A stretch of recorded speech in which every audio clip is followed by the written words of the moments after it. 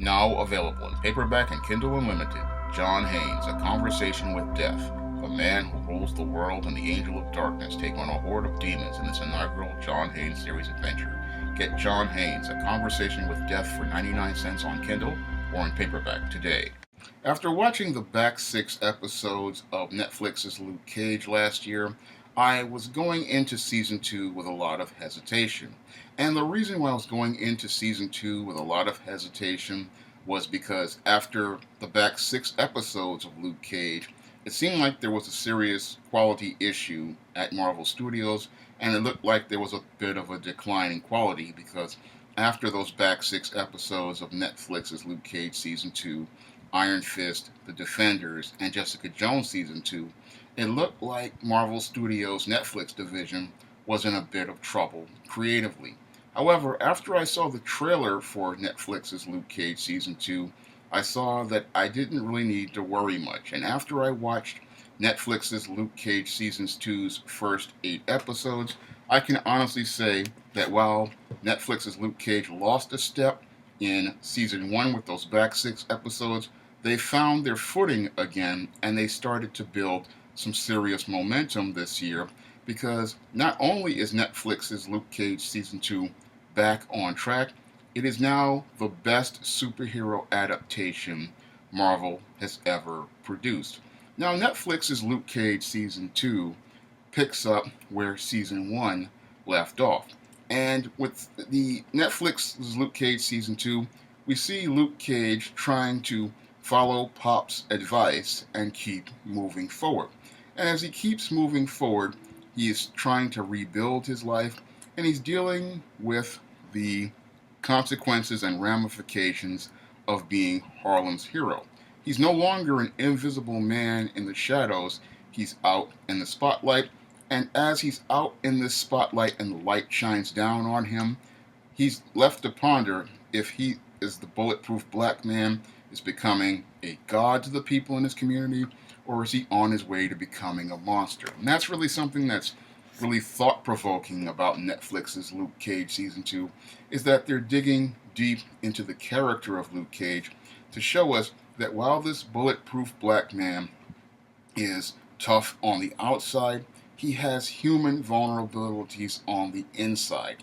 And that's what makes Luke Cage a very rich and complex character this season, seeing this character not just be this indestructible black man who has these incredible powers, but he's a man struggling with all of these issues in his life, like his relationship with his pastor father, and his relationship with Claire Temple, who wants to have a connection with this man who is invulnerable, but wants to get to the vulnerable side of him and get to his emotional side, because when it comes down to women, they want to bond with a man emotionally, and she's wondering, how does she do this with this bulletproof black man, who in the first episode we find out is twice as powerful than before? Because in the first season, your Luke Cage took a second Power Man bath, and that second Power Man bath made it where his skin is so hard now that Judas bullets cannot hurt him anymore.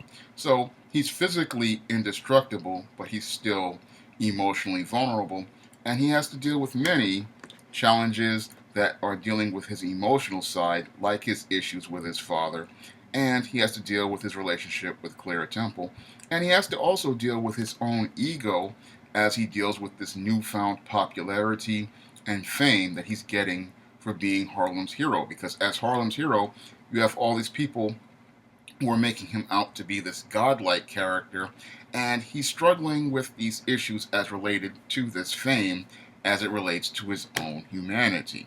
And I loved seeing that type of depth added to this character, and I also really enjoyed seeing what they did developing him as a person and giving him all those layers and depth that the character needs to be a really fascinating person.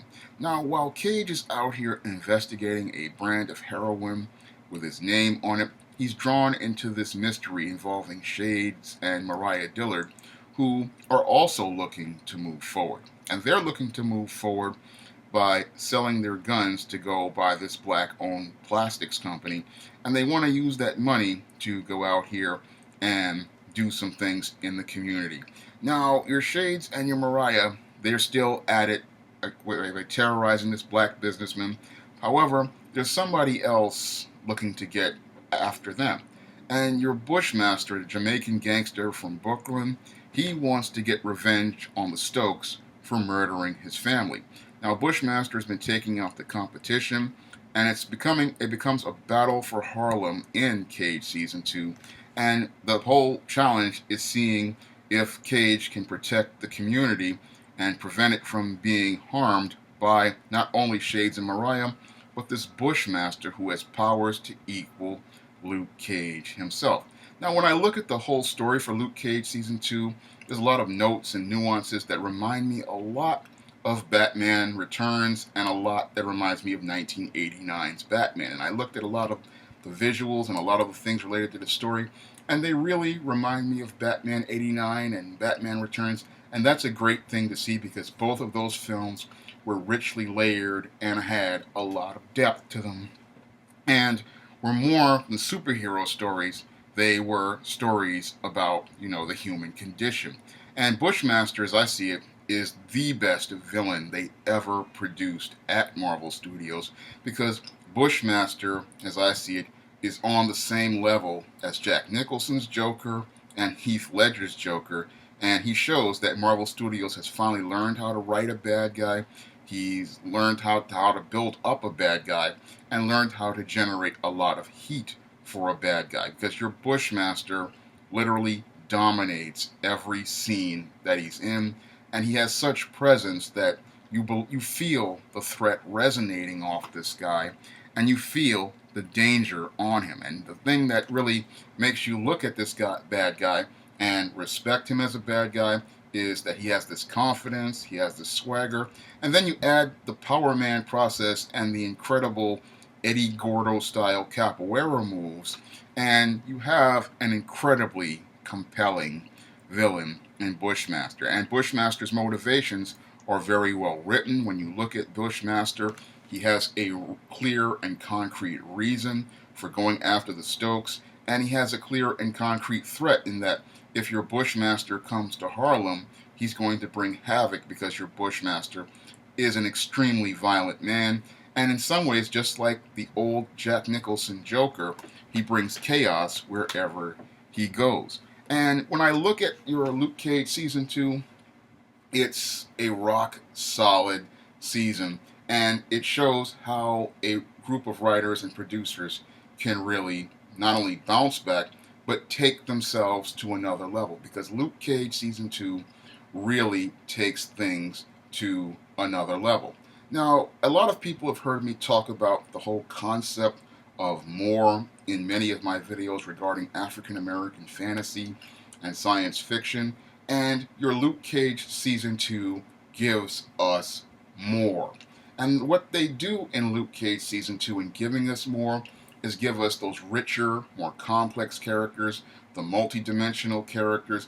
They give us a rich and layered and multi-dimensional story. They give us an exploration of the human condition, and they give us all the things that really elevate a story to another level. And the reason why I say that Luke Cage season 2 elevates things to another level is because when I look at your Luke Cage season 2, it's not looking manufactured like these Marvel Cinematic Universe movies as of late have been looking like your Spider-Man Homecoming, like your Black Panther, like your Avengers Infinity War, where they feel like they all roll off an assembly line and look the same. No, when you look at your Luke Cage season 2 has a heart, it has a soul, it has a spirit, it's a world all its own, and that world comes to life and literally takes you away from the rest of the Marvel Universe and makes its own world and makes its own place. And that distinction is what makes a Luke Cage episode special, because everything in a Luke Cage episode takes you into the black community, into this fantasy world that is revolving around the black community, takes us into black culture, takes us into the black experience, and gives us a rich and unique black experience. When you watch Luke Cage, you're not just watching any old science fiction Marvel Cinematic Universe movie.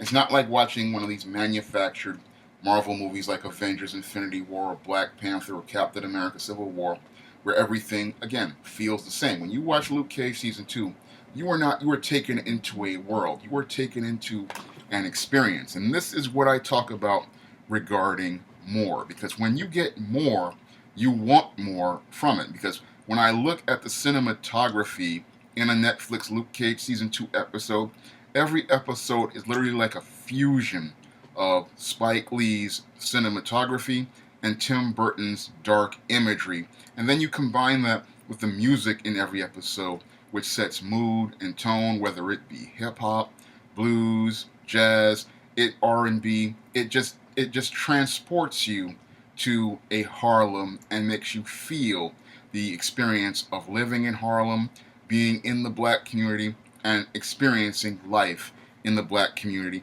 And it's this fantasy world. It just feels so real that it literally it's like being in the neighborhood, but everything fits so organically. And when Luke Cage uses his powers, it feels so organic. And another thing I really loved about Netflix's Luke Cage Season 2, again, was the layering, because we saw the contrast between Cage's Harlem and Bushmaster's Brooklyn.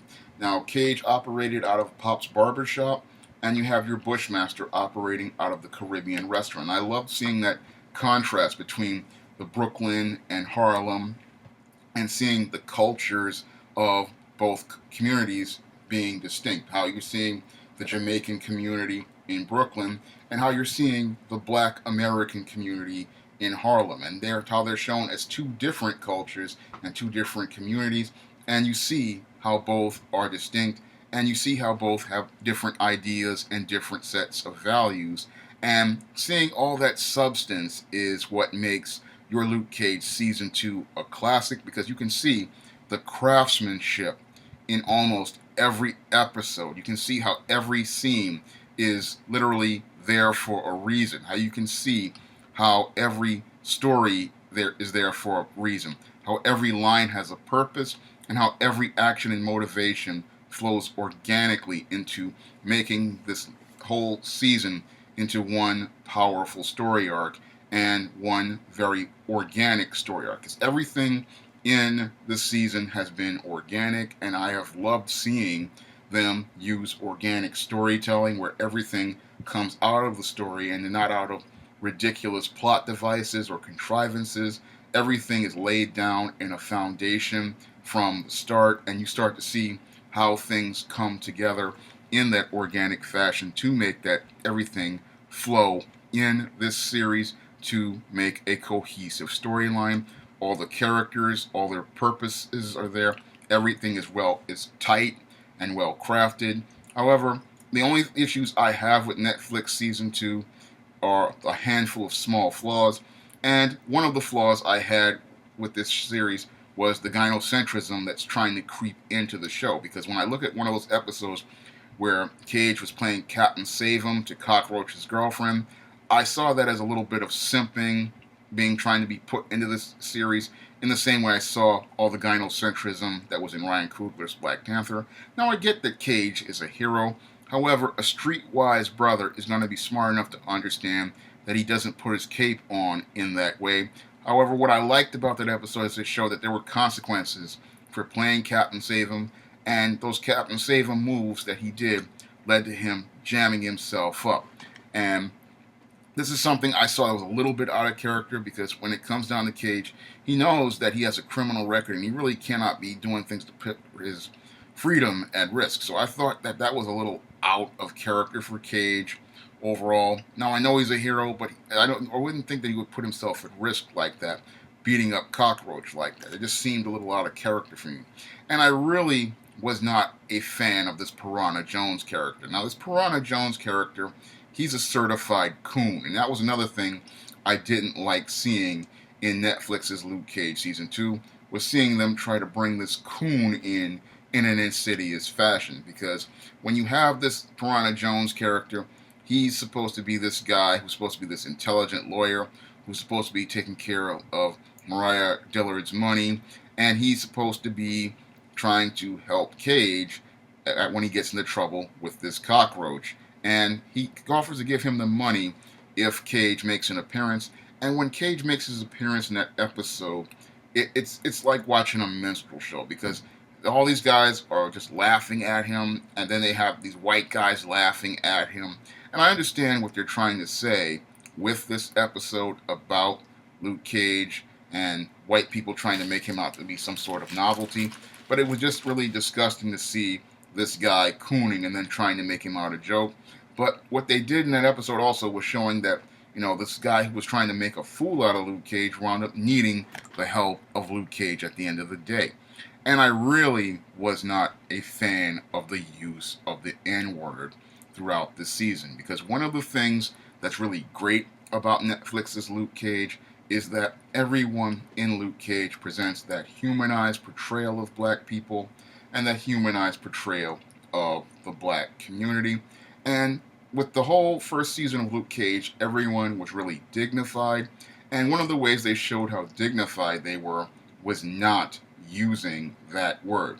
And seeing the use of that word being brought into this series was one of those things that really concerned me, because when I see that the gynocentrism and the cooning starting to creep in, it really concerns me, because these are the elements that come into a series that take a dignified show like your Netflix's Luke Cage and turn it into a minstrel show like your Scandal or ABC's The Mayor. And I don't want to see that happen to Luke Cage, because Netflix's Luke Cage is one of the most positive portrayals of an African American hero, and one of the best series that features an all black cast. It's really well crafted and well done. And I look at Netflix's Luke Cage, and this show is rock solid, but it just has those few issues and the same usual issues that Netflix series usually have with writing and pacing. Now, the writing on Netflix's Luke Cage has been very solid, but in some episodes I could see where they padded some things out to make things longer, and these pacing issues really slowed things down. Some episodes, like Netflix's Luke Cage's season 2, season 6 and 7, had scenes that were repetitive, and then they had dialogue that ran way too long, like the chase scene with Piranha Jones and Luke Cage. That just went way too long. And the showdown between Luke Cage and Bushmaster in it's episode 7 was an unnecessary scene, and the writing there was really awkward and forced. That fight ran way too long, because when I look at that fight scene, that should have been a really short fight, but the series just ran it a little too long. And these are things that the Netflix team really need to work on, because if they tighten up stuff as related to their scripts, and they tighten up things as related to the pacing, they could really not only go beyond the high level they went this year, they could go to an even higher level. Because when I look at your Netflix's Luke Cage, this show is one of the strongest series they have. And I really look at this series and I look at the performances, and there really need to be some Emmy nominations for Luke Cage, because Mike Cotler was in top form as Cage. Alfre Woodard really deserves an Emmy nomination for her performance as Mariah, and Simone Missick really deserves an Emmy for her performance as Misty Knight. And the guy who played Bushmaster, he really needs to be given some sort of Emmy, because he was channeling both Jack Nicholson and Heath Ledger in his performance as Bushmaster. In episode 4, when I look at the way that Sally Richardson Whitfield directed episode 4, that episode alone deserves an Emmy, because everything in that episode was perfect from fade in to fade out. Episode 4 was the best episode of Luke Cage. That was the confrontation between Cage and Bushmaster. But the scene cuts, the transitions, and the framing of every scene was absolutely perfect. The acting was perfect. I mean, that was literally like watching Empire Strikes Back level quality in one episode, because that was how well crafted that episode was. And if this show doesn't get any sort of consideration from the Emmys, that would really be a serious crime. And I tell everyone, you definitely cannot miss out on Luke Cage Season 2. Every episode of this show isn't just an episode, it's an experience. It takes you into a world of black culture and the black experience, and it really feels completely distinct from anything in the Marvel Cinematic Universe. With Netflix's Luke Cage, we finally have an example of what happens when Marvel Studios gives people more. And when Marvel Studios gives people more, they wind up giving us a series that is on the creative level of Tim Burton's Batman 89, Batman Returns, and Chris Nolan and David Goyer's The Dark Knight. Because when I look at Netflix's Luke Cage Season 2, it is on that level of quality. And if this show goes on to a third season, I think they're going to make a masterpiece that takes the series on to an even higher level. This series gets my highest recommendation, and it's a series that you just can't miss. You have to go see Netflix's Luke Cage Season 2.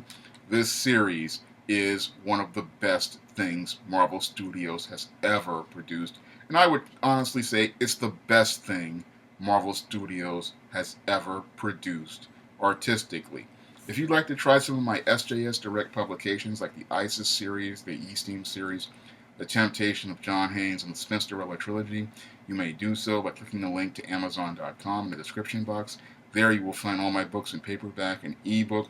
And if you want to help me make more videos like this, you can donate to my Patreon by clicking the link in the description box. That's all I have to say for this video. You can comment, rate, and subscribe.